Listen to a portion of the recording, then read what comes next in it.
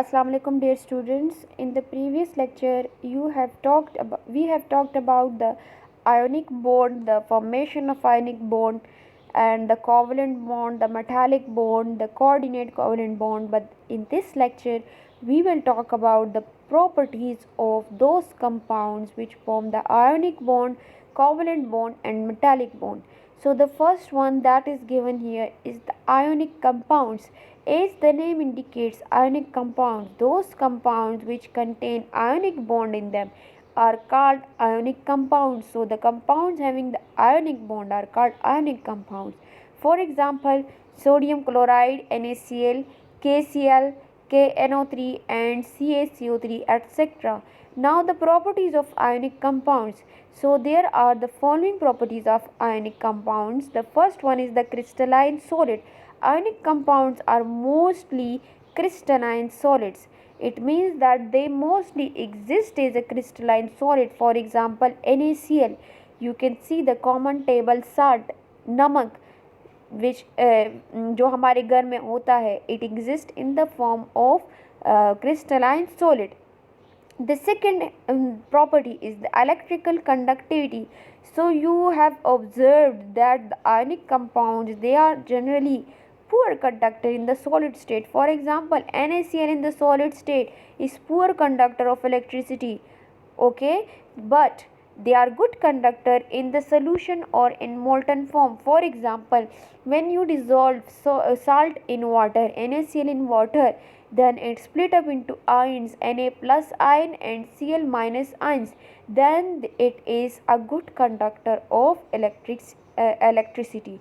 Okay, so it means that ionic compounds are generally poor conductor in solid state, but they are good conductor in the liquid or in solution form or in the molten form.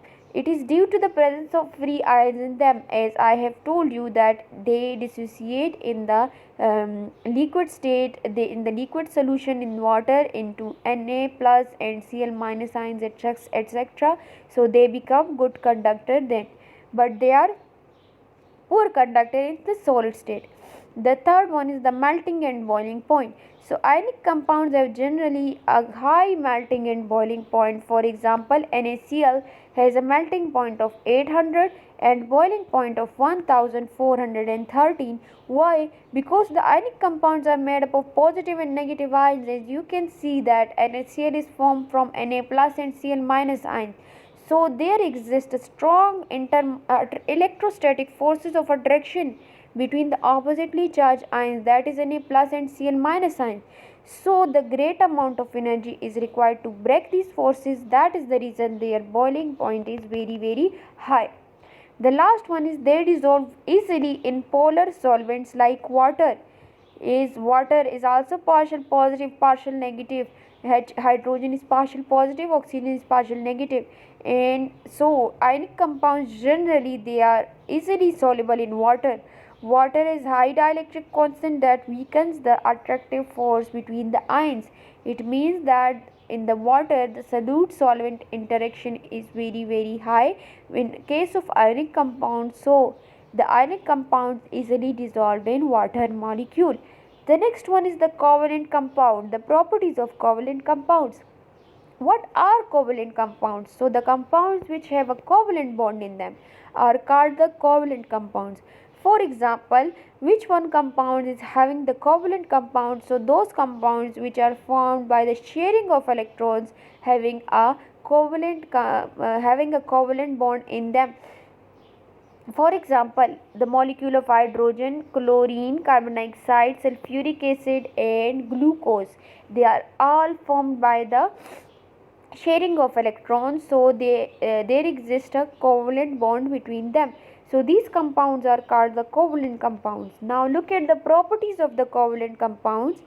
Melting and boiling points. So they have usually low melting and boiling point as compared to the ionic compounds which were formed by the positive and negatively charged ions and strongly held together. So these molecules have low melting and boiling point, whereas the ionic compounds was having high boiling and melting point. Electrical conductivity, so they are usually bad conductor of electricity. These compound having polar character in their bonding are conductors of electricity when they dissolve in polar solvents. So in between the covalent compound, you talk about the polar covalent compounds and the non-polar compounds. So those molecules which are polar are good conductor because they have partial positive and negative charges. But those compounds which are non-polar, such as you can see here hydrogen and chlorine molecules, they are generally bad conductor of electricity. The solubility, so they are usually insoluble in water but soluble in non-aqueous solvent like benzene, ether, alcohol and acetone. But the polar compound in them, they generally dissolve in water, such as HCl, that is a polar molecule that dissolve in water. But the non-polar molecule that do not dissolve in water and they dissolve in benzene, ether, alcohol and acetone, they are also non-polar. Now the crystal formation, bigger molecules with three-dimensional bonding form covalent crystals which are very stable and hard. They have high melting and boiling point. So they also exist in the form of crystals, and when they form crystals, they form a three-dimensional bonding. They in the crystal form they have high melting and boiling point. Now look at the third one, that is the metals. So usually you talk about the metals, that the elements which are usually hard and good conductor of heat and electricity, and they are malleable and ductile, are called metals. Now in the metals are metals have a unique property of conductance, that they are good conductor of electricity. The example of metals are iron, cobalt, nickel, gold and silver, etc. Now look at the properties of metals. So metals have the metallic luster. Luster means shine. They have a common shine from which you can predict that it is a metal. Now they are usually malleable and ductile. It means that they can be beaten into sheet or wires. Malleability is the property by virtue of a metal that can be drawn into sheets. Metal can be drawn into a thin sheets, while ductility is the property by virtue of which metal can be drawn into wires. You can see copper wiring. So metal can be drawn into wires. So this property is called ductility, and metal can be drawn into sheets. So the property is called malleability. Now the metals also have very high melting and boiling point. Metals also have very high melting and boiling point.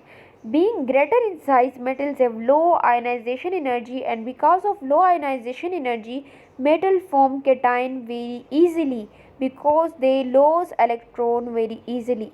Now they are good conductor of heat and electricity, that I have told you about this, that is the conductance, another property of metals in solid and liquid state due to mobile electrons. As you have talked about the metallic bond formation, in the metallic bond formation there are mobile electrons. Because of that electrons, they are good conductor of heat and electricity, and metals have a shining surface, and their property is the lustrous, that metals have a luster, that means that metals have a shining surface.